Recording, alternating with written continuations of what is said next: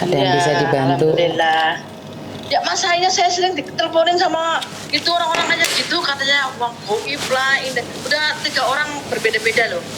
Oke, lah kok iso sampe ditelepon ini? Kok aku nggak pernah ditelepon ini? Pasti ada sesuatu, Dam. Gak tahu, nggak tahu. Tiba-tiba orang yang telepon sendiri. Nanti dari mana mereka tahu nomormu kalau bukan kamu yang ngasih? Benar nggak sih secara Ngasih logika? nomornya ini dari Facebook lah. Dan mungkin Lah. ambil dari Facebook nomornya lah kayaknya sih. Lah iya, makanya kan nomormu tersebar di Facebook, otomatis kan banyak orang tahu Di nomormu. Facebook. Iya itu dari Facebook ya saya kira lah. Dia itu minta uang 2.500.000, terus yang kemarin minta 3.500.000. Nah, uang apaan saya bilang? Uang goib mau itu uang goib. Dan yang pengen uang goib siapa? Saya nggak pengen uang goib, tak gituin kan ya. Ribut lah yang kemarin. Ini hari ini tadi kan saya rekamin saya kirim ke saudara lah yang di Padepokan itu, yang di Bogor itu. Dia bilang itu penipuan, hati-hati. Dia bilang ya gitu, banyak penipuan sekarang. Kayak gitu. Saya sih nggak ketipu, nggak terhiur, cuma kan heran aja saya gitu. Ih, gila bener-bener ya. Malah ngacam-ngacam, kalau nggak ngasih uang saya diancam-ancam, mau diapain saya gitu. Kan kamu nggak tahu saya di mana, kamu ngancam saya, ya gitu. Kan ribut sama telepon tadi. Tak blokir. Oke. Jadi memang berarti kan nomormu sendiri yang ada di media Dari sosial. Facebook lah, dari Facebook, kayaknya dari Facebook lah. Kan pakai nomor di Facebooknya saya itu. Kan bisa dikunci nomornya, sayang. Nggak bisa, caranya gimana ya, saya biar nggak ngelihat itu nomor di Facebook. Saya pun nggak ngerti gitu, maksudnya udah 3 kali loh kayak gini. Makanya kan saya selalu bilang nih, jangan pakai nomor di Facebook atau ditaruh biar orang lihat, bisa dicek, dipublikasikan. Iya kan? Ya nggak bisa sayanya, iya saya pengen minta sama teman di ituin lah biar orang nggak tahu. Ya tiba-tiba telepon orangnya gitu loh. Lah Miss Juni nomornya ini. Nomornya Miss Juni juga di Facebook nggak ada tuh yang ngasih saya ada uang goib itu nggak ada. Berarti kan memang dari media sosial kita juga tergantung sih siapa yang akan mencari kita dan menghubungi kita, benar nggak? Iya makanya tiba-tiba nyari gitu loh orang itu loh, tiba-tiba gitu loh hubungin gitu, kan aneh ya Mbak. Betul. Iya makanya kan katakan orang kan banyak yang tertipu tuh yang di Facebooknya Mbak Yuni itu kan di YouTube ya kan nonton terus setiap hari kan ya. Jadi saya tahu ini begini. Terus yang di Taiwan mau tak kasih tahu nih Facebook YouTube-nya Mbak Yuni TKW Hongkong dibuka lah. Kan yang tahu banyak sekarang yang di Taiwan, Singapura lah teman-teman lah ya, teman-teman tetangga siapa. Jadi semua nonton katanya. Iya loh yang ketipu segini kan tahu mereka sudah sekarang. Kayak gitu. Nah makanya ini saya tiba-tiba kok ditelepon sama orang udah 3 kali lah, masalahnya udah 3 kali lah, berbeda-beda orang lah. Masa Kiai ngomongnya kayak gitu, kalau Kiai kan kayak gitu. Makanya kalau orang suka ngancam-ngancam itu nggak mungkin dia adalah orang baik, itu aja. Nah iya makanya saya udah tahu kalau Kiai nggak kayak gitu. Kalau Kiai setahu saya Kiai kan orangnya sopan, yang rendah hati itu Kiai lah ya. Mbak ini udah jelas kayak gitu. Makanya dong di Facebooknya, di YouTube-nya Mbak Yuni kan ada yang kemarin itu ya, yang kena uang goib berapa itu? Yang kena berapa juta itu kan saya akan nonton itu. Ya itulah makanya suruh kirim uang lah, dikasih rekening dia lain dari itu saya nggak mau, saya mah blokir aja udah. Betul. Sama kayak gitu sih. Saya nggak mau kerja capek-capek di sini ya Mbak. Duit dikasih orang lain yang nggak tahu itu siapa kayak gitu. Betul. Ingat anak keluarga di rumah saya mah kayak gitu. Betul. Oke, sukses selalu buat jenengan. Terima kasih sudah menghubungi saya. Semoga bisa menghindarkan teman-teman yang lain agar tidak ada kebodohan di sini. Iya makanya teman-teman kan banyak yang tergiur, yang kepengen jadi istri siapa itulah, itu nggak ngerti, saya emang nggak paham soal begitu-begituan ya. Jauh-jauh dari kampung ke sini mau kerja nyari cowok, uangnya habis, nangis sama Mbak Yuni, astagfirullah. Karena pengen ketawa sendiri, tapi itu gimana ya? Masih orang beda-beda. Pokoknya terima kasih sudah memberikan informasi dan semoga bermanfaat. Aja gitu. Iya Mbak Yuni. Matur nembah nuwun nggih. Oke, sami-sami ya. Assalamualaikum. Waalaikumsalam. Oke, sekali lagi saya ucapkan banyak-banyak terima kasih sekali buat teman-teman yang sudah mau berbagi dengan saya, menceritakan kejadian-kejadian dalam kehidupan kalian. Ini berarti adalah kalian mau berbagi cerita, berbagi pengalaman di mana yang tidak semua orang tahu. Bahwa sebenarnya di luar sana itu banyak sekali terjadi sindikat-sindikat atau scammer-scammer atau penipuan-penipuan, bahasa gaulnya penipuan. Jadi tolong dicermati, ada yang namanya Eko, Wawan, Rohman, apapun namanya itu bukan nama mereka aslinya. Dan jika ada teman-temanmu tiba-tiba telepon nih ngakunya ini itu sok akrab, sok dekat, terus habis itu mereka akan berpura-pura itu menjadi keluargamu, saudaramu, atau mantan pacarmu bahkan. Jadi sekarang ini sindikat macam-macam, Mbak. Dia akan mencari informasi itu dari media sosialmu. Jadi kalau kamu di media sosial menceritakan siapapun di mana dan bagaimana, dan kamu sendiri pribadi tidak bisa mengontrol dirimu, ya kamu adalah mangsa-mangsa mereka. Nah, salah satu mbaknya itu bilang bahwa di Facebook kumis ini tak iseni berandane share-shareane ndek sampean lagi garangan rono sing mlebu. Nah, tapi masalahnya kan tidak semua orang bisa mencari saya. Benar nggak sih? Tidak semua orang tahu Facebook saya, tidak semua orang tahu YouTube saya. Sudah kejadian baru nyari saya, curhat sama saya, kan sebenarnya telat. Jadi kenapa saya bilang nih kalau informasi yang sangat diperlukan tuh ke-share-nya sangat sulit sekali ya. Tapi babakan mano, waduh, yang datang itu semuanya hadir pokoknya. Ya, buat teman-teman selalu tepuk dada, tanya selera, sadar diri, sadar rai, sadar posisi, itu sangat penting sekali agar kita itu tahu bahwa apa yang kita lakukan itu punya sebab akibat nggak. Seperti mbaknya yang kemarin yang ditelepon, yang ngomong anaknya mati, istrinya mati itu gara-gara uangnya ketransfer di mbaknya yang di Hongkong, terus saudaranya namanya Eko, itu tidak terjadi sama sekali. Dan hari Minggu dicek, ya memang nggak ada nama rekeningnya. Artinya adalah jangan suka memberikan nomor rekening pada orang. Jangan suka memperlihatkan nomor HP kalian pada orang lain. Kenapa saya ngomong kayak gitu? Karena ini sangat bahaya sekali, Mbak. Banyak orang, banyak sindikat akan mencarimu. Kamu tuh sadar nggak sih, banyak sekali di luar sana orang-orang itu pura-pura baik. Tapi saat mereka tidak mendapatkan apa yang mereka inginkan, mereka akan memusuhimu dan sangat jahat sekali padamu. Kenapa sih kalian tidak sadar? Kenapa sih kalian tidak tahu bahwa udahlah Mbak, saya bisa bilang udah di Hongkong ini kita cari rezeki, cukup uang pulang di rumah aja. Bener nggak sih?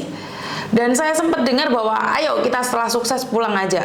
Ada beberapa orang yang sudah pulang di Indonesia 1 bulan nggak betah, udah bingung setengah mati. Kenapa bisa terjadi seperti ini? Ya karena memang keadaannya seperti itu. Memang keadaannya seperti itu. Jadi kita semua itu tidak tahu harus seperti apa dan bagaimana. Di luar sana itu sekarang ini banyak sindikat pinter-pinter. Makanya saya selalu bilang, jangan cantumkan apapun dalam media sosial kalian. Karena para sindikat itu sekarang, kalau dulu nih para perampok itu akan nyeteling rumah. Sekarang enggak, Mbak. Mereka akan nyeteling media sosialmu. Jadi rampok itu udah di depan kamera sama seperti saya, di depan Facebook mereka, di depan HP mereka. Bahkan sindikat tuh HP-nya bukan cuma 2 loh. Mereka ada beberapa loh. Itu yang saya pernah lihat ya. Dimana orang itu akan menipu ini pakai ini. Oh ini ada komandannya, oh ini ada seniornya, ini ada manajernya. Jadi membuat kita itu tidak tahu seperti apa dan bagaimana.